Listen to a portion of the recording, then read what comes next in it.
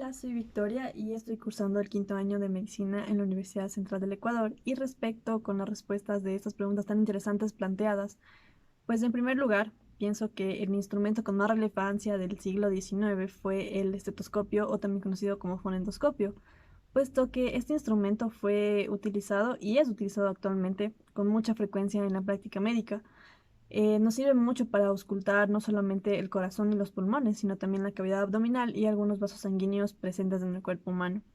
Entonces, este instrumento de verdad marcó un antes y un después en la práctica médica. Y pienso que es bastante relevante, incluso va a ser relevante en el futuro, puesto que un médico sin un estetoscopio pues no tendría las armas o las herramientas para poder diagnosticar muchas enfermedades. Con respecto a la siguiente pregunta, en cuanto a los cambios hospitalarios dados por la revolución industrial en el siglo XIX, pienso que este siglo aportó muchísimo en el avance de la ciencia y en la práctica médica.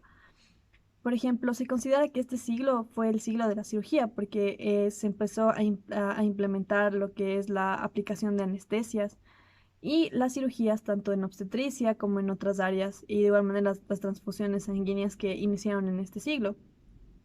Otra de las cosas relevantes que cambiaron mucho en la práctica médica fue el aseo. La asepsia y la antisepsia en los procesos quirúrgicos creo que marcaron un antes y un después realmente en lo que es la práctica médica, ya que gracias a esto se podrían evitar muchísimas infecciones causadas por el simple hecho de no lavarse adecuadamente las manos.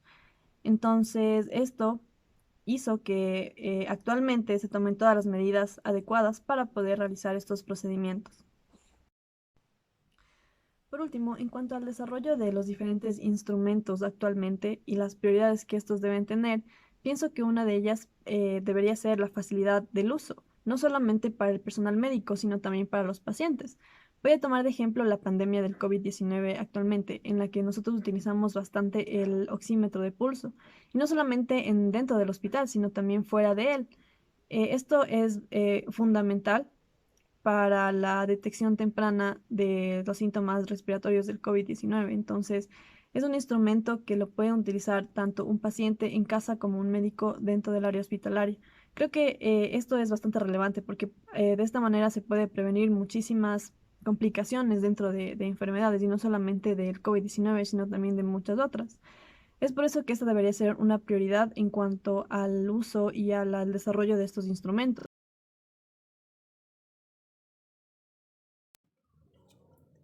Personalmente creo que el estetoscopio fue un instrumento muy importante en esta época, dados en los años 1816, ya que se basaban netamente en el auscultamiento de varios órganos principales, como es el corazón, los pulmones o el abdomen.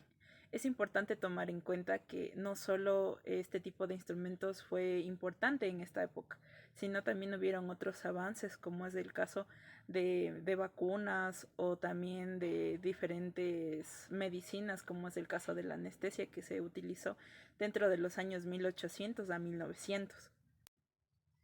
Por otro lado, también creo que los hospitales sí ha existido un cambio positivo, a diferencia de la época de la revolución industrial, ya que existen ahora avances científicos más modernos que permiten que exista una mejora y un avance en la recuperación del paciente.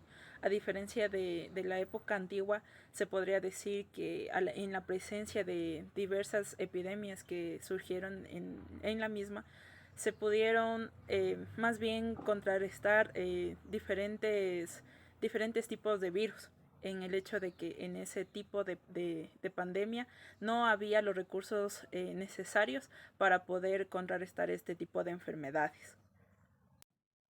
Por último, de acuerdo al desarrollo de los objetos médicos, se puede decir que la Organización Panamericana de la Salud garantiza que estos instrumentos aseguren al paciente calidad y seguridad al utilizarlos, ya que es muy importante que el paciente esté seguro de los instrumentos que se van a utilizar de acuerdo en cualquier intervención quirúrgica o médica. Este ha sido el comentario de Jocelyn Yepes, profesional en psicología. Muchas gracias y saludos. Yo creo que sí. porque hoy en día también se utilizan remedios caseros, o sea, que es que también los decimos en las consultas, así que yo creo que sí. Pues la facilidad de uso, porque hay profesionales que no lo saben utilizar y cada vez se está metiendo más a profesionales que no son sanitarios a emplear técnicas de sanitarios, sobre todo ahora con el tema de la pandemia. Así que yo creo que sobre todo la fácil utilización, principalmente. Buenas, soy Miquel Garcés, estudiante de la Universidad de Navarra y estudio dietética y nutrición. Vengo a hablar sobre cuál es para mí un instrumento clave en la medicina en la historia, y no es un instrumento físico como tal, sino es el descubrimiento o la importancia de la higiene personal. Es en el siglo XIX cuando se da este concienciamiento sobre la higiene, pero ya venía desde antes. Ya los antiguos romanos sabían que si se mantenían limpios su salud iba a ser bastante mejor que si no se cuidaban. No sabían el porqué de las enfermedades, pero relacionaban mantenerse limpio con buena salud. De ahí que se construyeran termas y se cuidara bastante ese tema. Pero ya es en el siglo XIX, con Pasteur y la teoría germinal y Snow y la raíz de cólera de Londres y demás, que la higiene personal toma una importancia superior. Ya a partir de ahí, pues el lavado de manos, ducharse y esas cosas se intentan más, además de separar las aguas fecales de las calles, construir cloacas y demás, para que no hubiera esta mezcla de bacterias en la sociedad. Y bueno, yo creo que es ese un punto clave. A partir de ahí las muertes por enfermedades disminuyeron bastante. Así que...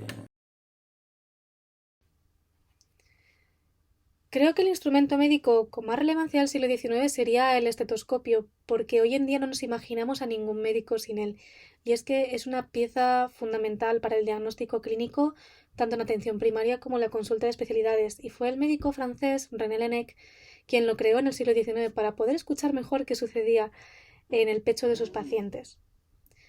Si tuviese que escoger opciones B y C, serían la patología quirúrgica, que afortunadamente hoy ha avanzado, y la anestesia, que aunque no es un aparato, sí es una herramienta fundamental en la práctica clínica, tanto para el bienestar del paciente como para la seguridad de las cirugías.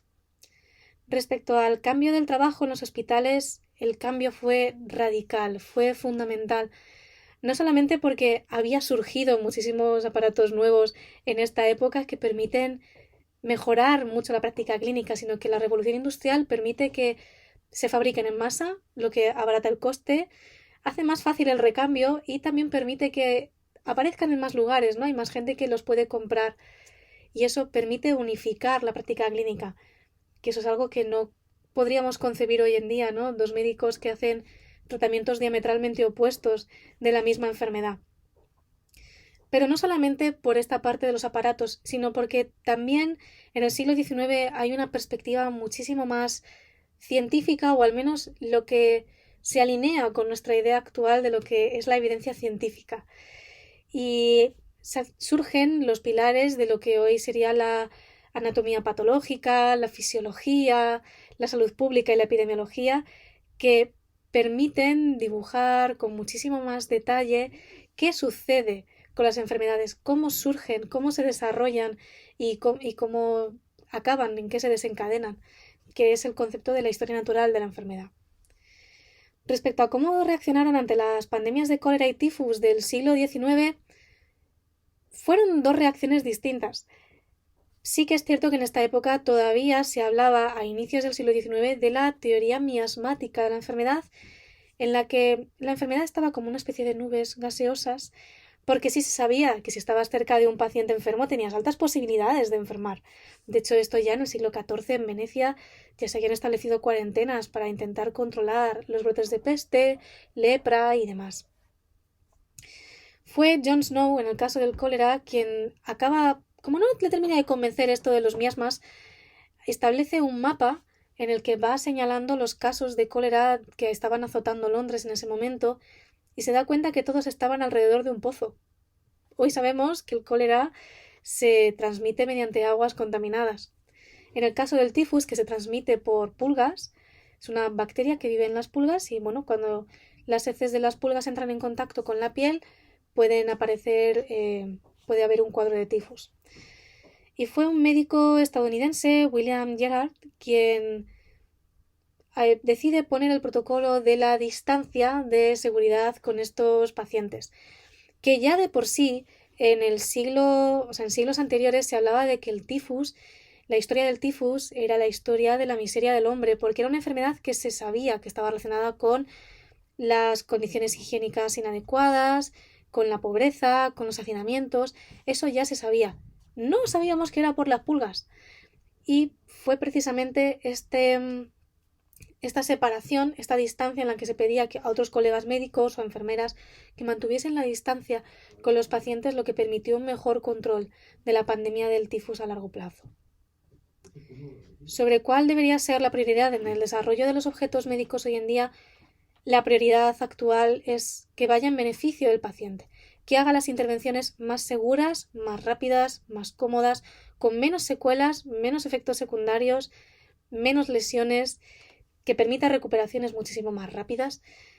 Esa es la prioridad actual y yo creo que tiene que seguir siendo la prioridad. Obviamente todos en base a la evidencia científica, con estudios de calidad que demuestren su seguridad y su eficacia. Así que creo que de momento en ese sentido estoy muy de acuerdo con lo que se hace actualmente. Hola, mi nombre es Dolores, soy auxiliar de enfermería y técnica de farmacia y parafarmacia. Actualmente estoy trabajando en el Hospital de Manacor, en Mallorca, en el área ambulatoria. Bueno, respecto a la primera pregunta, creo que uno de los instrumentos médicos más relevantes del siglo XIX fue el estetoscopio, ya que actualmente se utilizan día a día para una gran cantidad de técnicas y procedimientos. Uno de los cambios que originó la revolución industrial fue la especialización del trabajo en los hospitales. También provocó monumentales avances en la medicina, sobre todo en el campo de la cirugía, tanto en la anestesia como en la hemostasia, y también se intensificó la lucha en contra de la infección por la falta de la higiene de manos. Totalmente creo que sí, porque incluso han sido relevantes para la farmacología moderna, ya que muchos remedios caseros de esa época han servido de base para el desarrollo de medicamentos actuales. Bueno, yo creo que la prioridad del desarrollo de los objetos médicos, bueno, primero de todo debería ser lo más beneficioso para el paciente, tanto que sean menos invasivos, que estén más protegidos, etc. Y para los profesionales que sea fácil de utilizar y de entender. Hola, yo soy Aida Sancho Martínez, soy enfermera graduada desde hace 2 años y trabajo en el Hospital de Manacor en Mallorca en la unidad de crónicos.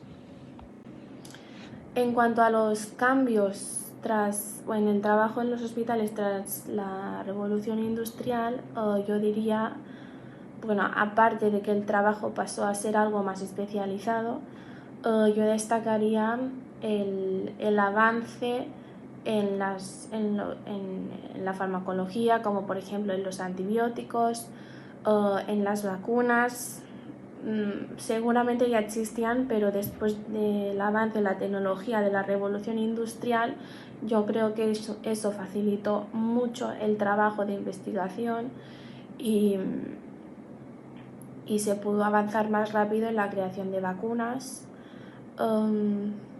También destacaría, por dicho desarrollo tras la revolución industrial, destacaría avances en cirugía, en anestesia, algo que ahora mismo nos parece impensable que se pueda hacer así. Yo creo que gracias a esos avances hemos podido llegar a este punto en el cual se hacen cirugías por laparoscopia, donde nos tiene que abrir al paciente de las maneras en las que se hacía antiguamente.